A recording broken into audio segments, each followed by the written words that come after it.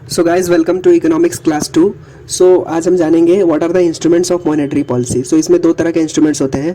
पहला होता है bank rate, then repo rate, reverse repo rate, cash reserve ratio, statutory liquidity ratio and open market operation. तो सबसे पहले हम जानेंगे बैंक रेट क्या होता है। So bank rate it is the rate at which RBI provides loans to the banking system. Okay, so अगर banks को लोन चाहिए रहेगा तो वो आरबीआई को अप्रोच करेंगे और आरबीआई किसी दर पे या ब्याज लेकर के उन्हें लोन देगा। Okay, so that rate is called as bank rate. Okay, so ये आरबीआई प्रोवाइड करता है कमर्शियल बैंक्स को, कोऑपरेटिव बैंक्स को और कुछ डेवलपमेंट बैंक्स को। ओके, सो वो लोन्स किस तरह कैसे दिए जाते हैं। पहला तो डायरेक्ट लेंडिंग, जैसे सिंपल हमें जानते हैं कि किस तरह से लोन दिया जाता है। बैंक्स के पास बैंक से अप्रोच करते हैं आरबीआई को तो कुछ टर्म्स एंड कंडीशंस पे लोन दिया जाता है। ये तो हो गया डायरेक्ट लेंडिंग।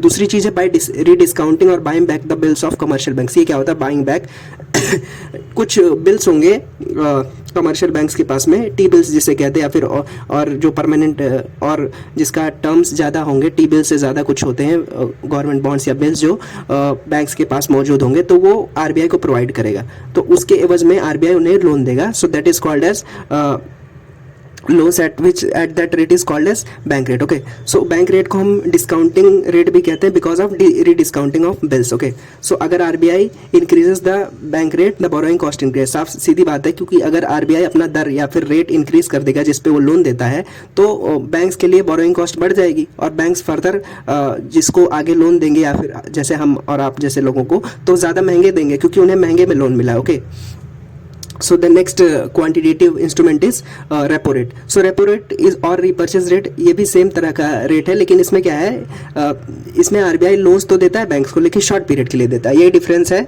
बैंक रेट और रेपो रेट में।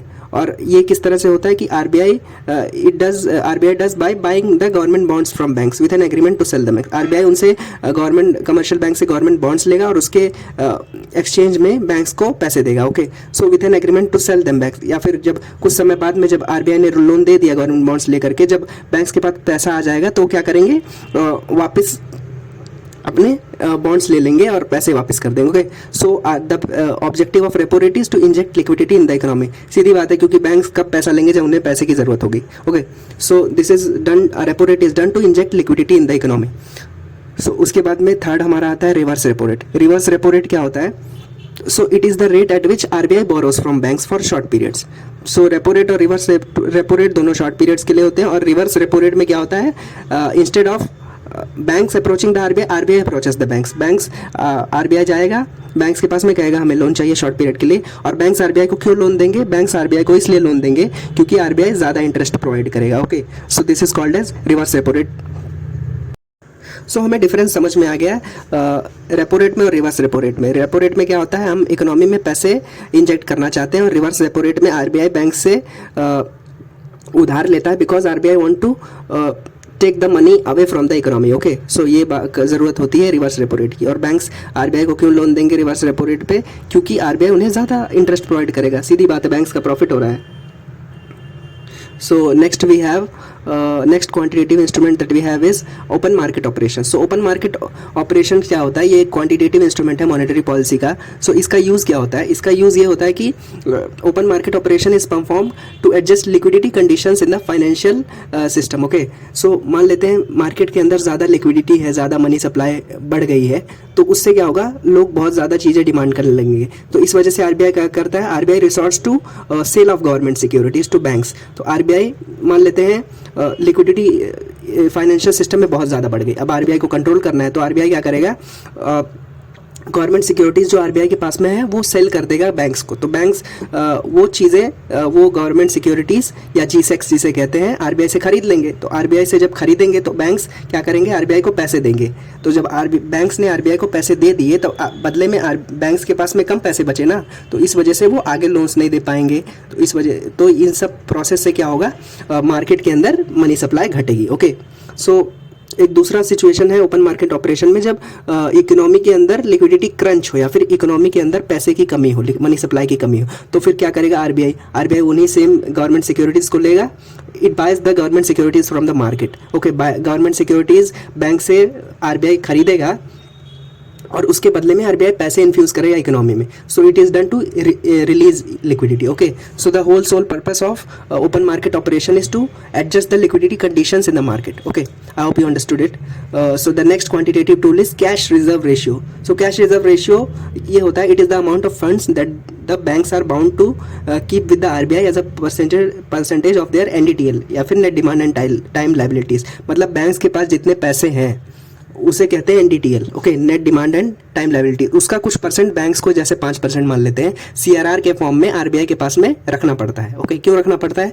ताकि बैंक्स की स्टेबिलिटी बनी रहे. मान लेते हैं आगे चल के बैंक्स किसी लॉस में जाने वाले हैं या किसी फाइनेंशियल प्रॉब्लम में फंसने वाले हैं, उससे बचने के लिए थोड़ा सा बैंक्स ताकि सॉल्वेंट रहें, मजबूत रहें, उन्हें कुछ पैसे आरबीआई के पास जमा रखने हैं एज अ जैसे सेफ्टी की तरह से. So it is cash reserve ratio is done to for solvency and stability of banks. Okay, so the next quantitative tool that we have is statutory liquidity ratio. So statutory liquidity ratio क्या है?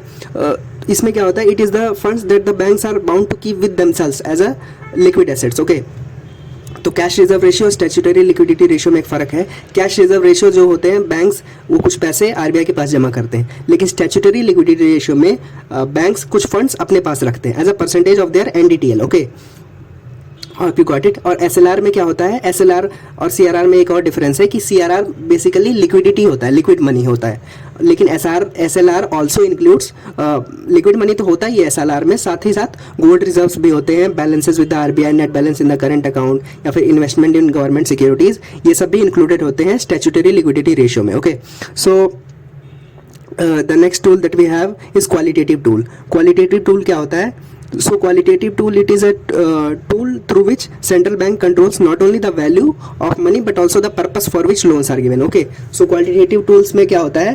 Qualitative tools में इसमें control किया जाता है central bank या फिर RBI के द्वारा not only the value of the loans but also the purpose for which loans are given. तो इसके अंदर बहुत सारे टूल्स हैं. सो क्वालिटेटिव इंस्ट्रूमेंट्स में हमारे पास 4 टूल्स हैं. पहला मॉरल सुएशन, फिर rationing of credit, direct action and margin requirements. So moral suasion में क्या होता है? मॉरल सुएशन यानी हम परसुएड करते हैं, आरबीआई रिक्वेस्ट करता है, परसुएड करता है कि प्लीज़ ऐसा मत करो. बैंक्स को बोलता है आरबीआई कि कमर्शियल बैंक्स को बोलता है कि आप इतना फालतू या स्पेकुलेटिव पर्पस के लिए या फिर नॉन एसेंशियल पर्पस के लिए आप लोन मत दो. ओके, सो ये किया जाता है आरबीआई द्वारा क्योंकि इन्फ्लेशनरी सिचुएशन हटानी होती है. इन्फ्लेशनरी सिचुएशन माने कि इकोनॉमी के अंदर मनी सप्लाई बहुत ज़्यादा बढ़ गई है, उसकी वजह से महंगाई बढ़ गई है, तो आरबीआई बैंक्स से रिक्वेस्ट करता है, परसुएड करता है बैंक्स को कि फालतू या स्पेकुलेटिव पर्पस के लिए आप लोन मत दीजिए. ओके, और यहीं पे एक और ज़रूरत होती है मॉरल सुएशन में. मान लेते हैं डिफ्लेशनरी सिचुएशन है, मार्केट के अंदर डिमांड कम है, तो आरबीआई क्या बोलेगा बैंक्स को कि आप और ज़्यादा लोन दीजिए, जो कि हमारे प्रायोरिटी सेक्टर्स है जैसे एग्रीकल्चर है, स्टार्टअप है, इन सबको ज़्यादा लोन दीजिए. वो भी एक मॉरल सुएशन का पार्ट होता है जब आरबीआई बोलता है बैंक्स को कि ज़्यादा से ज़्यादा लोन दो ज़रूरतमंदों को. Okay, so the next qualitative tool that we have is rationing of credit. Rationing of credit, it is a method by RBI which is done to limit the amount of loans given by banks. Okay, so rationing of credit में क्या होता है? RBI बोलता है banks को कि जो loans आप दे रहे हो उस पर एक लिमिट लगा देता है कि आप इतना ही लोन्स दे सकते हो, या फिर आप RBI seeks to make credit flow only to certain weaker sections, जैसे मैंने कहा ना प्रायोरिटी सेक्टर्स, तो उसके लिए ये टूल यूज़ होता है qualitative tool rationing of credit. मतलब जिसको ज़रूरत है उसी को आप सपोर्ट करिए, बैंक्स को आरबीआई बोलता है. Okay, so the third qualitative tool that we have is direct action. Direct action में क्या होता है? मान लेते इतना परसुएड करने के बाद में भी अगर कोई बैंक आरबीआई की बात नहीं मान रहा है, जैसे कमर्शियल बैंक्स, कोई भी बैंक हो सकता है, तो आरबीआई क्या करेगा? कुछ स्टेप्स लेगा उनको पिनलाइज करने के लिए. So what does RBI do और the central bank in our case do? So if the bank does not cooperate with the RBI, central bank can charge a penal rate of interest to that bank. Okay, over and above the interest rate, over and above the bank rate. Okay, और RBI और भी बोल सकता है उन्हें कि हम आपको और ज़्यादा लोन नहीं देंगे, हम आपके बिल्स को रिडिस्काउंट नहीं करेंगे. ये सब आरबीआई बोल सकता है as a measure of direct action if banks don't follow the RBI guidelines. Okay, so the fourth qualitative and the last qualitative tool that we have today is margin requirements. Margin requirements क्या होते हैं? जैसे कि मान लेते हैं आप कहीं जाते हैं बैंक्स में किसी से लोन लेने के लिए, तो बैंक वाला बोलता है कि हम आपको लोन तो देंगे, लेकिन आपकी क्रेडिबिलिटी क्या है। जैसे कि आप कोई बिजनेस करते हैं तो बिजनेस के तौर पे लोन ले सकते हैं कि मेरा यहाँ बिजनेस चल रहा है, it is an on going business और मैं आपको रिपे कर सकता हूँ। या फिर दूसरी चीज़ क्या होती है, आप कोई अपनी ज़मीन या खेत या कुछ दे देते हैं as a matter of security, so उसमें बैंक्स मार्जिन लेता है। जैसे कि बैंक आपको 8,000 का मान लेते हैं आपको लोन चाहिए, और बैंक आपका जो सिक्योरिटी है 10,000 का, तो बैंक देखेगा कि हाँ हमें प्रॉफिट हो रहा है। So that is called as margin requirement. So margin is the difference between the market value of a security and the maximum loan value. So उन दोनों के बीच में जो लोन वैल्यू आप मांग रहे हैं और जो सिक्योरिटी जो ज़्यादा जिसकी कीमत ज़्यादा होगी उसके बीच का डिफरेंस होता है, वही मार्जिन रिक्वायरमेंट, वही बैंक का फ़ायदा होता है। Okay, in case you are not able to repay. So these were the qualitative and quantitative tools of the RBI. Thank you so much for watching. Bye bye.